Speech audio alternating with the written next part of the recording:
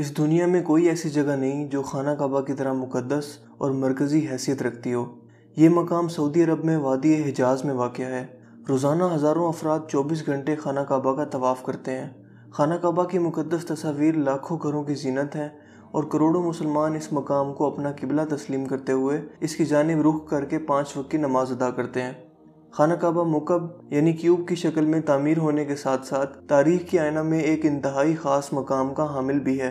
یہاں ہم خانہ کعبہ کے متعلق چند ایسے حقائق پیش کریں گے جن سے بہت کم لوگ واقف ہیں۔ نمبر 1، خانہ کعبہ کئی مرتبہ تعمیر ہو چکا ہے۔ دوستو، خانہ کعبہ جس طرح آج ہمیں نظر آتا ہے یہ ویسا نہیں ہے جو حضرت ابراہیم علیہ السلام اور حضرت اسماعیل علیہ السلام کے دور میں تعمیر ہوا تھا۔ وقت کے ساتھ پیش آنے والی قدرتی آفات اور حادثات کی وجہ سے اس کو دوبارہ تعمیر کرنے کی ضرورت پڑتی رہی ہے۔ بے شک ہم سب جانتے ہیں کہ خانہ کعبہ کی دوبارہ تعمیر کا ایک بہت بڑا حصہ نبی کریم صلی اللہ علیہ وآلہ وسلم کی زندگی میں نبوت ملنے سے قبل ممکن ہو چکا تھا۔ یہ وہ وقت تھا جب نبی کریم صلی اللہ علیہ وآلہ وسلم نے ایک بڑی خون ریزی کو اپنی دور اندیشی سے روکا تھا۔ ایک بڑے کپڑے میں حجر اسود کو رکھ کر ہر قبیلے کے سردار سے اٹھوایا تھا۔ اس کے بعد آنے والے وقت میں کئی مرتبہ خانہ کعبہ کی تعمیر ہوتی رہی ہے۔ آخر میں خانہ کعبہ کی تفصیل سے آرائش 1996 میں ہوئی تھی، جس کے نتیجے میں بہت سارے پتھروں کو ہٹا دیا گیا تھا اور بنیاد کو مضبوط کر کے نئی چھت ڈالی گئی تھی۔ یہ اب تک کی آخری بڑی تعمیر ہے اور اب خانہ کعبہ کی عمارت کو پہلے سے کہیں زیادہ محفوظ تصور کیا جاتا ہے۔ نمبر 2، خانہ کعبہ کے 2 دروازے اور ایک کھڑکی ہوا کرتی تھی۔ دوستو، دوبارہ تعمیر کیے جانے سے قبل خانہ کعبہ کا ایک دروازہ اندر داخل ہونے کے لیے اور ایک باہر جانے کے لیے استعمال ہوتا تھا۔ ایک زمانہ تک خانہ کعبہ میں ایک کھڑکی ہوا کرتی تھی۔ خانہ کعبہ کی جو شکل آج موجود ہے اس میں صرف دروازہ موجود ہے، لیکن کھڑکی اب ختم ہو چکی ہے۔ نمبر 3، خانہ کعبہ کے مختلف رنگ۔ ہم لوگوں نے خانہ کعبہ کو ہمیشہ کالے رنگ کی کسوہ اور سونے کے دھاگوں میں دیکھنے کی ایسی عادت ہو چکی ہے کہ ہم اس کو کسی اور رنگ میں تصور بھی نہیں کر سکتے۔ یہ روایت عباسد، جن کی گھر کا رنگ کالا تھا، کے دور سے چلی آ رہی ہے، لیکن اس سے قبل خانہ کعبہ مختلف رنگ کے غلاف سے ڈھکا رہتا تھا۔ ان رنگوں میں ہرا، لال اور سفید رنگ شامل ہیں۔ نمبر 4، خانہ کعبہ کی چابیاں ایک خاندان کی تحویل میں ہیں۔ فتح مکہ کے وقت نبی کریم صلی اللہ علیہ وآلہ وسلم کو خانہ کعبہ کی چابیاں دی گئی تھیں، لیکن بجائے اس کے کہ آپ صلی اللہ علیہ وآلہ وسلم یہ چابیاں اپنے پاس رکھتے، آپ صلی اللہ علیہ وآلہ وسلم نے یہ چابیاں بنی شائبہ خاندان کے عثمان بن طلحہ کو واپس کر دیں۔ اس وقت سے آج تک وہ ان چابیوں کے روایتی رکھوال ہیں اور نبی کریم صلی اللہ علیہ وآلہ وسلم کے نادر الفاظ کی روشنی میں یہ چابیاں ہمیشہ ان کے پاس ہی محفوظ رہیں گی۔ حضور اکرم صلی اللہ علیہ وآلہ وسلم نے فرمایا تھا، اے بنی طلحہ، یہ چابیاں روز قیامت تک تیری تحویل میں رہیں گی، سوائے اس کے کہ وہ زور زبردستی تجھ سے غیر اخلاقی طریقے سے چھین لی جائیں۔ نمبر 5، پہلے خانہ کعبہ عوام کے لیے کھلا رہتا تھا۔ دوستو، پہلے خانہ کعبہ ہفتہ میں 2 مرتبہ عوام کے لیے کھلا ہوتا تھا اور کوئی بھی خانہ کعبہ کے اندر داخل ہو کر عبادت کر سکتا تھا، لیکن موجودہ زمانے میں زائرین کی تعداد زیادہ ہونے کی وجہ سے اور دوسری وجوہات کی بنا پر خانہ کعبہ کو اب سال میں صرف 2 مرتبہ کھولا جاتا ہے اور اس میں صرف اعلیٰ شخصیات اور خاص مہمان ہی داخل ہو سکتے ہیں۔ نمبر 6، خانہ کعبہ کے آس پاس تیراکی کی جا سکتی تھی۔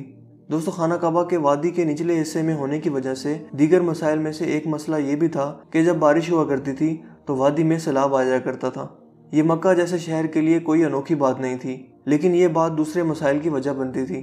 اس وقت یہاں سیلاب کی روک تھام اور نکاسی آب کا نظام موجود نہیں تھا۔ بارش کے آخری دنوں میں خانہ کعبہ پانی میں آدھا ڈوبا رہتا تھا، اور یقیناً یہاں پر آپ کے ذہن میں ایک سوال آتا ہوگا کہ کیا اس وجہ سے طواف کعبہ رک گیا تھا؟ ہرگز نہیں، مسلمانوں نے کعبہ کے ارد گرد تیراکی شروع کر دی تھی۔ نمبر 7، تزئین و آرائش کروانے والے حکمرانوں کے نام کی تختی۔ کئی سال تک بہت لوگ اندازہ لگاتے رہے کہ خانہ کعبہ اندر سے کیسا نظر آتا ہے۔ وہ لوگ خوش نصیب ہیں جن کو خانہ کعبہ کے اندر داخل ہونے کی سعادت ملی، اور ایک خوش نصیب وہ ہیں جن کو تصویر بنانے کا موقع ملا، اور لاکھوں لوگوں نے یہ تصویریں انٹرنیٹ پر آن لائن دیکھی۔ خانہ کعبہ کا اندر کا حصہ سنگ مرمر اور ہرے رنگ کے کپڑے سے ڈھکا ہوا ہے۔ جس دور کے حکمران نے خانہ کعبہ کی دوبارہ آرائش کروائی تھی، اس نے خانہ کعبہ کے اندر اپنے نام کی تختی بھی لگوائی۔ نمبر 8، خانہ کعبہ کی تعداد 2 ہے۔ دوستو، خانہ کعبہ کے بالکل اوپر جنت میں ایک اور خانہ کعبہ موجود ہے۔ اس کا ذکر قرآن پاک میں بھی آتا ہے اور نبی پاک صلی اللہ علیہ وآلہ وسلم نے بھی اس بات کی نشاندہی کی ہے۔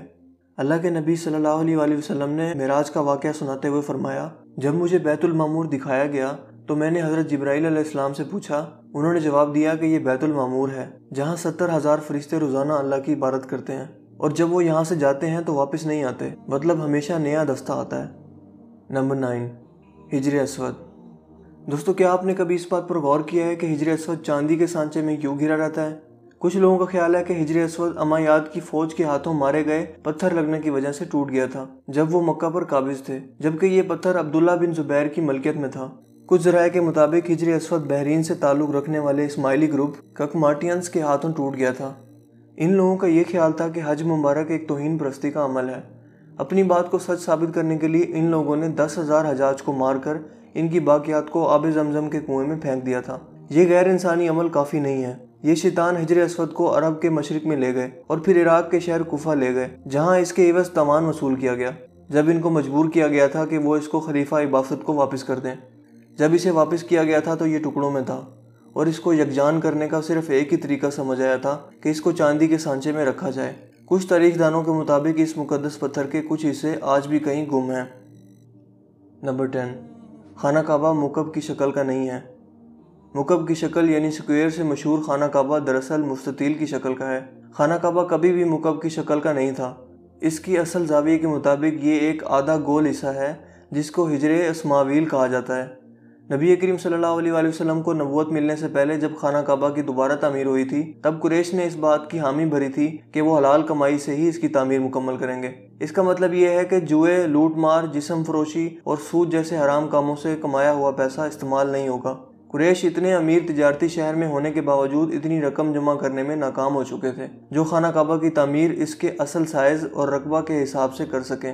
انہوں نے خانہ کعبہ کی چھوٹی عمارت تعمیر کی اور اس کی دیواریں مٹی کی اینٹوں سے بنائی، جس کو حجر اسماعیل کہا جاتا ہے، حالانکہ اس کا حضرت اسماعیل سے کوئی تعلق نہیں، جو کہ خانہ کعبہ کے حقیقی قطر کی جانب اشارہ کرتی تھیں۔ اپنی زندگی کے آخری حصہ میں حضرت محمد صلی اللہ علیہ وآلہ وسلم نے خانہ کعبہ کی دوبارہ تعمیر کا ارادہ کیا تھا، مگر یہ عظیم فریضہ انجام دینے سے پہلے ہی آپ صلی اللہ علیہ وآلہ وسلم جہاں فانی سے کوچ کر گئے۔ خلیفہ عبداللہ بن زبیر کے دور حکومت کے چند سال کے مختصر وقفہ میں خانہ کعبہ اپنی اسی شکل میں موجود تھا جس میں نبی پاک صلی اللہ علیہ وآلہ وسلم نے دیکھا تھا۔ دوستوں مجھے امید ہے آج کی یہ ویڈیو آپ کے لیے کافی انٹرسٹنگ ہوئی ہوگی اور آپ کی انفارمیشن میں اضافے کا باعث بنی ہوگی۔ اگر ویڈیو آپ کو اچھا لگا تو اس ویڈیو کو لائک کیجیے اور شیئر کیجیے۔ مزید اس طرح کی ویڈیوز کے لیے آپ ہمارے چینل کو ضرور سبسکرائب کیجیے۔